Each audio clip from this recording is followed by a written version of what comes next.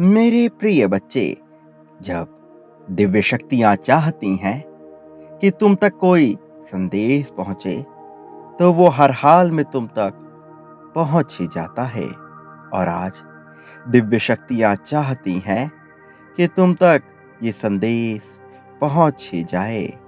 तुम पर दैवीय शक्तियों की विशेष कृपा बरस रही है और अब ये तुम्हें अपने जीवन में महसूस भी होने लगा है। तुम्हें अपने व्यक्तिगत जीवन में अब बहुत तेजी से चमत्कारिक सकारात्मक बदलाव होते हुए दिखाई देंगे। इतना साहस तुम्हें ईश्वर की कृपा से प्राप्त हो रहा है कि तुम अपने सभी चुनौतियों से आसानी से पार पा जाओगे। तुम्हारा परमात्मा पर अटूट विश्वास और तुम्हारे भीतर बसा निस्वार्थ प्रेम किसी से भी छुपा नहीं हुआ है। और इस दिव्य प्रेम में वो ताकत है जो तुम्हें हर मुश्किलों से बाहर निकाल देगी। ये संदेश तुम्हारे लिए और केवल तुम्हारे लिए ही आया है। बहुत समय से तुम्हारा जीवन दुखों से घिरा रहा। असहनीय दुख तुमने झेला है। ऐसी ऐसी पीड़ाएं तुमने देखी हैं जिनसे पार पा पाना भी सामान्य नहीं है। जिस समय तुम्हारा जीवन रुक सा गया, तुमने स्वयं को संभाला, उसका सदुपयोग किया और सही दिशा में अपने कदम मोड़ दिए। तुमने बहुत कठिन तपस्या की है, बहुत कठिन संघर्ष किया है, जिसके चलते तुम्हारे जीवन की रुकावटें दूर होने का समय आ गया है। और अब तुम एक नई दिशा में आगे निकल आए हो। अपने उन दुखों को पीछे छोड़कर, अपनी उन पीड़ाओं को पीछे छोड़कर जो लगता था कभी समाप्त नहीं होंगी। वास्तव में देखा जाए तो उन दुखों को झेलने के बाद ही तुम्हारा रास्ता साफ हुआ है। ये वो दुख ही थे जिसने तुम्हें अध्यात्म के इस मार्ग पर आगे बढ़ा दिया। इतना ही नहीं, उन दुखों को झेलने के बाद तुम्हारे भीतर जो शक्तियां बढ़ गई हैं, तुम्हें अभी उसका आभास नहीं है। लेकिन अब तुम जिधर अपने कदम बढ़ा रहे हो, उस ओर ही अध्यात्म अपने आप आगे आ जाता है। तुम सत्य हो और सत्य की सदा ही जीत होती है। सत्य को कोई भी हरा नहीं सकता है।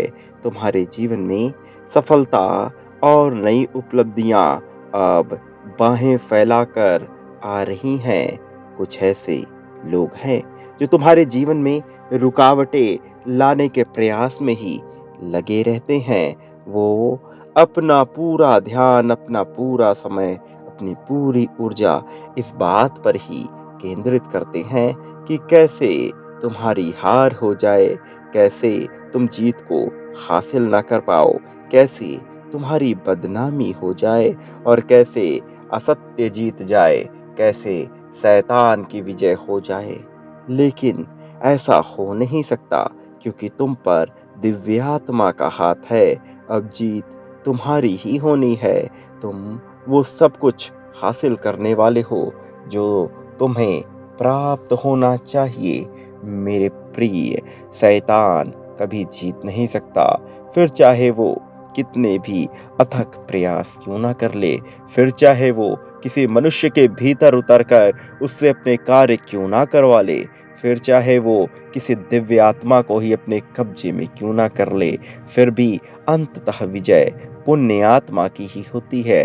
अंततः विजय ईश्वर के आशीर्वाद की ही होती है।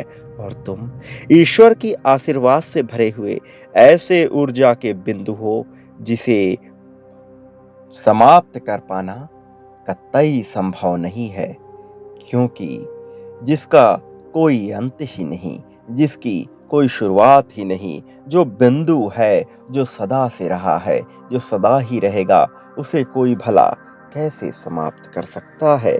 तुम नश्वरता से ऊपर हो, तुम इस सांसारिक चीजों से ऊपर हो। तुम वो ऊर्जा हो जिस ऊर्जा को समाहित करके एक मनुष्य स्वयं ही दिव्य हो सकता है।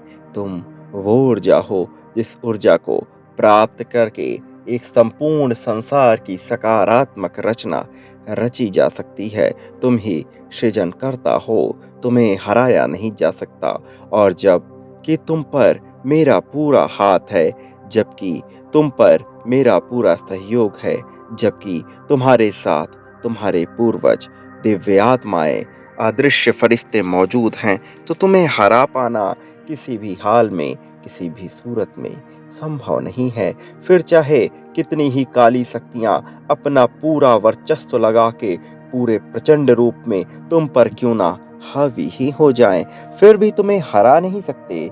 तुम्हारी जीत तो सर्वदा सर्वदा से लिखी जा चुकी है। तुम्हारी जीत को सदा सत्य के रूप में लिखा गया है, इसलिए तुम्हें हरा पाना कतई संभव नहीं है। फिर चाहे अंधेरी काली रात में चमकते हुए शैतान ही क्यों ना आ जाएं। मेरे प्रिय बच्चे, जो लोग तुमसे पार पाना चाहते हैं, जो लोग तुम्हें नीचा दिखाना चाहते हैं, वो काली शक्तियों की गिरफ्त में हैं, वो नकारात्मक ऊर्जा की गिरफ्त में हैं। ऐसा नहीं है कि वो सदा से यही चाहते आए हैं, लेकिन उनका अहंकार, उनके भीतर बसा अभिमान इतना हावी है कि वो ये देख ही नहीं सकते कि तुम प्रगति की सीढ़ियां निरंतर चढ़ते चले जाओ। उन्हें तुम्हारी छोटी-छोटी जीत से भी आपत्ति होती है। उन्हें तुम्हारे भीतर उठ रहे प्रकाश से आपत्ति होती है। उन्हें तुम्हारे भीतर के तत्वों से आपत्ति होती है। उनका तुमसे कभी भी सामंजस्य नहीं हो सकता। उनके भीतर से निकलने वाली ऊर्जा को तुम काट रहे हो। उस नकारात्मक ऊर्जा का काट हो तुम, जो उनके भीतर मौजूद है। प्रिय बच्चे, इस संसार में मानवता को हराने के लिए बहुत सी नकारात्मक शक्तियां एकत्रित हो रही हैं। नकारात्मक शक्तियों का प्रभाव इस समय बढ़ रहा है। इस संसार में जितने भी पुण्य आत्मा है, उन्हें सताने का, उन्हें हराने का प्रयास किया जा रहा है। उन्हें नीचा दिखाकर, उनकी बदनामी कर कर, उनका धन खर्च कराकर उन्हें नीचा दिखाने का, उन्हें हराने का पूरा प्रयास किया जा रहा है। नकारात्मक शक्तियों के एक पूरे बवंडर ने ये चाल चली है, लेकिन उन्हें आभास नहीं है कि वो कभी भी जीत नहीं सकते। हालांकि वो इस सत्य से वाकिफ हैं, क्योंकि अतीत में भी ऐसी बहुत सी घटनाएं हुई हैं जब नकारात्मक शक्तियों ने अपना वर्चस्व कायम करने का प्रयास किया है, लेकिन हर बार उन्हें मुंह की खानी पड़ी है। हर बार उन्हें गिरना पड़ा है। हर बार उन्हें थक कर हार माननी पड़ी है। लेकिन अब समय आ गया है उनके सर्वनाश का। लेकिन ये सर्वनाश एक प्रलय की भी शुरुआत होगी। महाप्रलय, एक ऐसा प्रलय जिसमें सब कुछ बह जाएगा। विनाश की लीला प्रारंभ हो रही है। अब समय आ गया है जब विजय तिलक ना लगकर विनाश को प्रभावी किया जाए।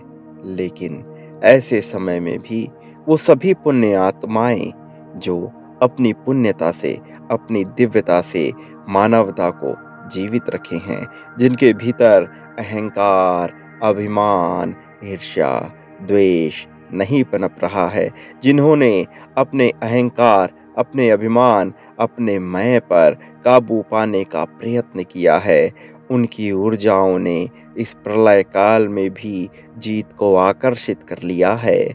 और जब उनकी जीत होगी तो विनाश चारों ओर होगा, किंतु उन पर इसका प्रभाव नहीं पड़ेगा। वो तो आगे बढ़ते चले जाएंगे और उनके साथ साथ उनके अपने चाहने वाले, उन्हें प्रेम करने वाले भी प्रगति को प्राप्त होंगे। तुम्हारी ऊर्जा सकारात्मकता और दिव्यता से भरी हुई है। तुम्हारे भीतर जो प्रकाश आवेग बनकर टहल रहा है, तुम्हारे भीतर जो प्रकाश आवेग बनकर संचारित हो रहा है, तुम्हारे मन में उठ रही कंपन दिव्यता को ही छलका रही है।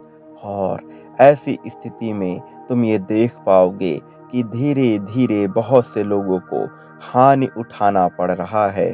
तुम ये देख पाओगे कि वो सभी लोग जो नहीं चाहते थे कि तुम आगे बढ़ो, तुम्हारे जीवन से धीरे धीरे करके समाप्त हो जाएंगे। तुम ये देख पाओगे कि उनका पतन स्वयं ही हो रहा है, ना चाहते हुए भी उनका पतन हो जाएगा और उन्हें इतनी हानि उठानी पड़ेगी कि तुम सोच भी नहीं सकते, कि वो खुद भी नहीं सोच सकते।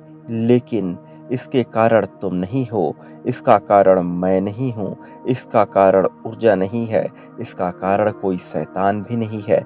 वास्तव में इसका कारण तो उनके अपने ही बुरे कर्म हैं, उनके अपने कुकर्म, जिन्होंने उन्हें यहाँ तक ढकेल दिया है।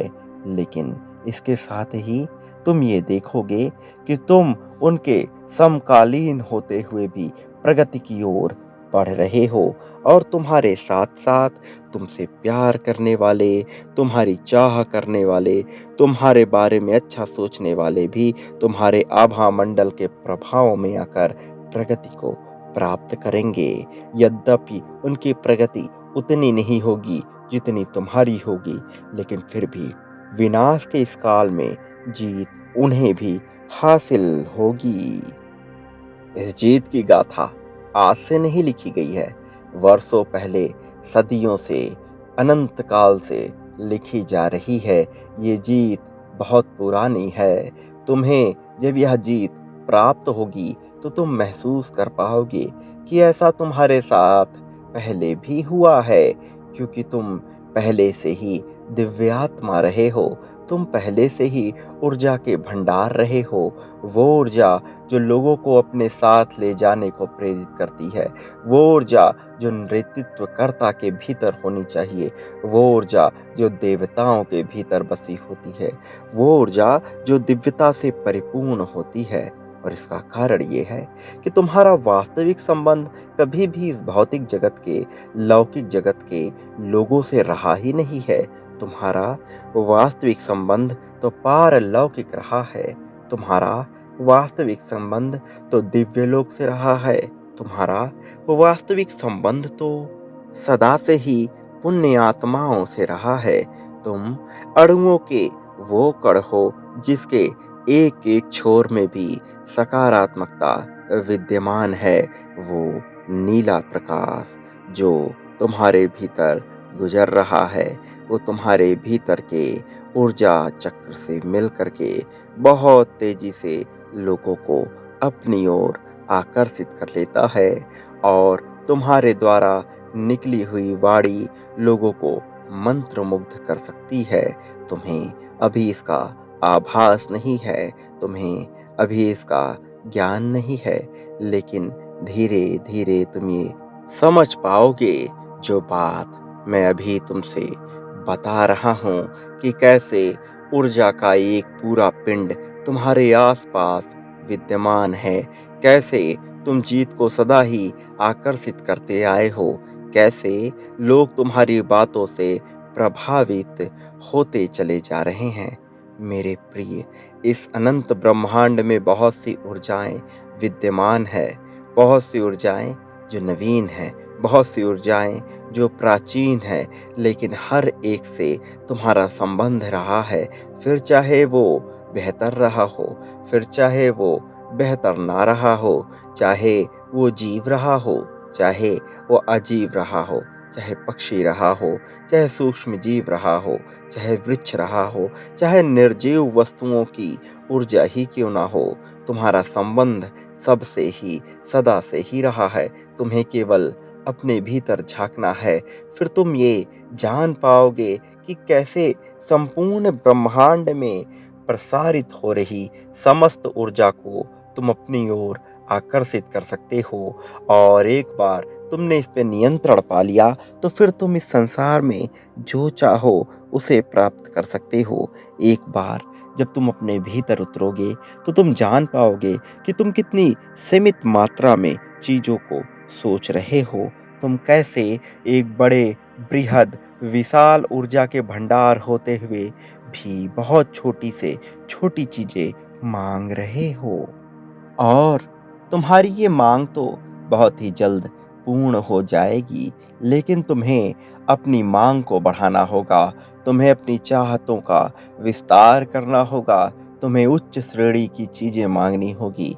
तुम भौतिक जगत की बहुत छोटी से छोटी चीज़ माँग रहे हो, ऐसी चीज़ जिनका अस्तित्व वास्तविक रूप में तुम्हारे लिए कुछ भी नहीं है, ऐसी चीज़ तो तुम कूड़े की भांति फेंक दोगे। ऐसी चीज़ तुम माँग रहे हो जो तुम्हें बहुत सरलता से मिल जाएगी।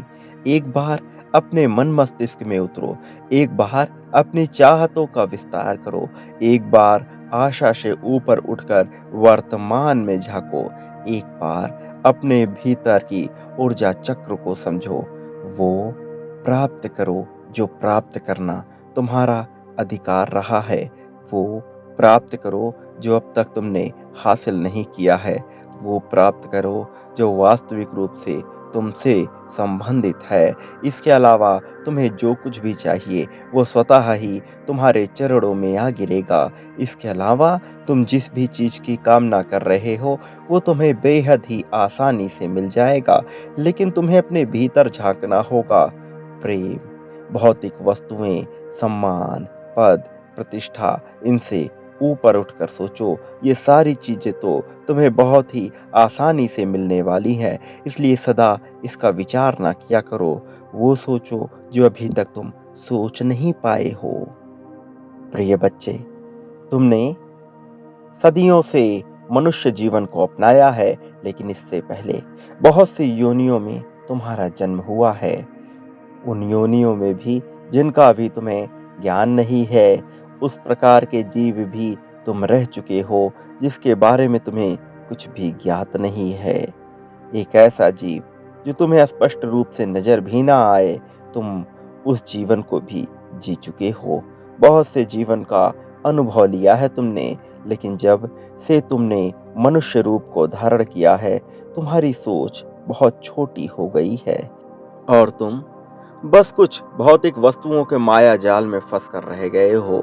कुछ लोगों के गुलामी को तोड़कर बाहर निकलने के माया जाल में ही रह गए हो।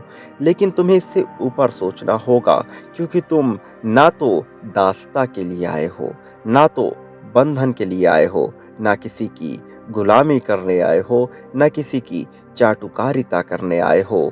तुम इन सब से बहुत श्रेष्ठ हो। तुम इन चीज़ों से बहुत ऊपर हो और तुम्हारे वो अपने जो इसमें दक्ष हैं, इसमें प्रवीण हैं, तुम्हें उन्हें सुधारने की भी आवश्यकता नहीं है, क्योंकि इस संसार में प्रत्येक मनुष्य अपनी नियति लेकर ही जन्म लेता है। प्रत्येक मनुष्य का अपना वर्चस्व होता है, अपना प्रभाव होता है। कमल कभी तो कीचड़ में खिल जाता है, लेकिन उसी कीचड़ में बहुत सी गंदगियां भी पनपती हैं। ये तो मनुष्य की नियति है कि वो कीचड़ की गंदगी बनेगा या कमल बनेगा, किंतु उसे अपने धर्म का पालन करना होता है। स्वाधर्म का पालन, सामाजिक धर्म का पालन, नैतिक धर्म का पालन और मानव धर्म का पालन, इन सब से भी ऊपर होता है स्वधर्म, आत्मधर्म। क्योंकि जब मनुष्य पैदा होता है तो वो स्व लेकर ही पैदा होता है। अपने आत्म के अलावा उसे किसी भी चीज का ज्ञान नहीं होता है। फिर जब वो बंधनों में आ जाता है तो वो दुनिया भर की बातें सोचने लगता है। लेकिन जब तक मनुष्य अपने आप को संतोष प्रदान नहीं कर लेता, जब तक मनुष्य खुशियों को आकर्षित नहीं कर लेता, जब तक वो वास्तविक आनंद को नहीं समझ पाता, तब तक वो परम आनंद, परम चित्त आत्मा तक पहुंच ही नहीं सकता। इसलिए तुम्हें अपने धर्म को समझना है। तुम्हें समझना है कि तुम्हारा जन्म वास्तविक रूप में क्यों हुआ है। जीत तो तुम्हें मिलकर ही रहेगी, और जिन भौतिक वस्तुओं की, जिन भौतिक चीज़ों की तुम कामना करते हो, जिन भौतिक परिस्थितियों की तुम अपेक्षा करते हो, वो तो बहुत ही साधारण सी चीज़ें हैं।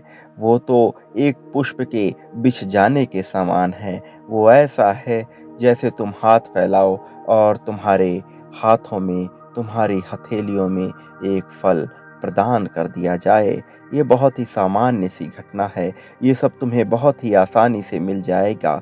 लेकिन उसके पहले तुम्हें अपनी योग्यता समझनी होगी, तुम्हें समझना होगा कि तुमने जन्म क्यों लिया है, तुम्हें समझना होगा कि तुम्हारा आत्म उद्देश्य क्या है, तुम्हें समझना होगा कि तुम जिस प्रेम की आशा कर रहे हो, वो प्रेम क्या तुम्हें दूसरे से चाहिए, वो प्रेम क्या तुम्हें तुम्हारे आत्मसंगी से चाहिए, वो प्रेम क्या तुम्हें तुम्हारे परिवारजनों से चाहिए, तुम्हारे मित्रों से चाहिए या उन लोगों से चाहिए जो अभी तक तुमसे अनजान हैं। मेरे प्रिय, तुम विचार करो कि तुम्हें क्या चाहिए, तुम्हें वास्तविक रूप में क्या चाहिए। अपने मन में आ रहे विचारों को बार बार परिवर्तित ना करो। जब तुम अडिग होते हो तभी तुम्हें चीजें हासिल होती हैं। इसलिए तुम्हें अडिग होना होगा अपने नियमों पर, अपनी चाहतों पर, अपनी अपेक्षाओं पर, और चिंता का त्याग करना होगा, क्योंकि ये चिंता कभी भी वास्तविक नहीं है। ये चिंता तुम्हारी कल्पना से जन्मी है, और जब तुम कल्पना में इन चिंताओं को जन्म दे देते हो, तो सृजनकर्ता की भांति तुम इसे वास्तविक रूप में भी जन्म प्रदान कर देते हो, जबकि ये किसी भी प्रकार से सही नहीं है, उचित नहीं है। इससे केवल तुम्हें हानि पहुंचती है। इसलिए चिंता का त्याग करो, भय का त्याग करो, और किसी भी प्रकार की परिस्थिति को आकर्षित ना करो, चाहे वो अच्छी हो या बुरी। केवल वर्तमान में रहने का प्रयत्न करो, होश पूर्वक जीवन जीने का प्रयत्न करो। तुम्हारी जीत पहले से लिखी जा चुकी है, तुम्हें कोई भी हरा नहीं सकता। आडंबर का नाश कर दो, पाखंड का नाश कर दो, और केवल अपने स्व को समझने पर अपना पूरा जोर लगाओ। बाकी इस संसार की भौतिक वस्तुएं तुम्हें बहुत ही आसानी से प्राप्त हो जाएंगी, और वैसे भी समय आ चला है तुम्हारी जीत का। अब तुम्हारी जीत होकर रहेगी। और जब तुम्हारी जीत की गाथा लिख ही दी गई है, और जब तुम्हें ये जीत मिल ही रही है, तो इन भौतिक चीज़ों की चिंता ना करो। ये सब स्वतः ही तुम्हें हासिल हो जाएंगे। ये सब तुम्हें बहुत ही आसानी से हासिल हो जाएंगे। ये बिल्कुल किसी मीठे पर बादाम डालने जैसा होगा, जिसका वास्तव में तुम्हारे लिए कोई महत्व नहीं होगा। केवल ये तुम्हारे मान सम्मान, पद प्रतिष्ठा और लोगों की नज़रों में तुम्हें अच्छा दिखाने का प्रयास करेंगे, लेकिन तुम्हारा वास्तविक उद्देश्य इससे ऊपर है। इसलिए तुम इन छोटी छोटी बातों में नहीं पड़ोगे, तुम छोटी छोटी भौतिक वस्तुओं के फेर में नहीं पड़ोगे। इन सबको तुम ऐसे ही जान बैठोगे जैसे ये मिला तो ठीक, नहीं मिला तो ठीक। और ऐसी स्थिति में मनुष्य को यह सब मिल ही जाता है, उसे वह प्रेम मिल ही जाता है जिस प्रेम की उसने वर्षों से कामना की थी। एक बार जब तुम छोड़ने की कला जान जाओगे, उसके बाद तुम्हारे लिए कुछ भी प्राप्त करना असंभव नहीं रहेगा। लेकिन सर्वप्रथम तुम्हें उसे पाने की चाहत से दूर होकर उसके होने या ना होने के फर्क को समझना होगा। तुम्हें यह समझना होगा कि किसी भी चीज को हासिल कर लेने से तुम्हें किसी प्रकार का आनंद नहीं मिलेगा, और फिर समग्र संसार ही तुम्हारे कदमों में झुक जाएगा। मेरे प्रिय बच्चे, अब अपनी जीत को आकर्षित कर लो, अब अपनी जीत को स्वीकार कर लो। दिव्य फरिश्तों के द्वारा प्रदान किए जा रहे आशीर्वाद को अपने मन मस्तिष्क में उतार लो। इसे अभी प्राप्त करो। इसे प्राप्त करने के लिए संख्या 11 11 इसे अभी लिखो।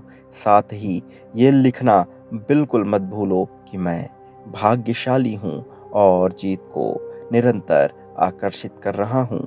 मेरे प्रिय, इसे बार बार लिखना तुम्हारे लिए आवश्यक है। मैं तुमसे निरंतर ये कहता रहता हूँ कि ये लिखो, क्योंकि ऐसा लिखने से तुम उस आवृत्ति, उस ऊर्जा को समझ पाओगे जो ऊर्जा तुम्हें जीत प्रदान करेगी, और तुम्हारे जीवन में आशीर्वादों की बौछार हो जाएगी। मेरे प्रिय, मैं फिर से आऊँगा तुम्हें संकेतों को समझाने, वो संकेत जो निरंतर तुम्हारे जीवन में तुम्हें प्रदान किए जा रहे हैं, कभी तितलियों के रूप में, कभी संख्याओं के रूप में, कभी हवाओं के रूप में, तो कभी वृक्षों से गिरे हुए पत्तों के रूप में तुम्हें विभिन्न संकेत दिए जा रहे हैं। कभी चंद्रमा पर बनने वाले आकृति के रूप में, तो कभी बादलों से निर्मित आकृति के रूप में तुम विभिन्न संकेतों को प्राप्त कर रहे हो, किंतु उनकी गूढ़ता को समझ नहीं पा रहे हो। इसलिए मैं फिर आऊँगा तुम्हारा मार्गदर्शन करने, तुम्हारा हाथ पकड़कर तुम्हें जीत दिलाने। मेरा आशीर्वाद सदैव तुम्हारे साथ है, इस बात को कभी भी मत भूलना। सदा सुखी रहो और समग्र संसार में सुख बांटो। मेरे प्रिय बच्चे, अपनी प्रगति को स्वीकार करो, सदा सुखी रहो, तुम्हारा कल्याण होगा।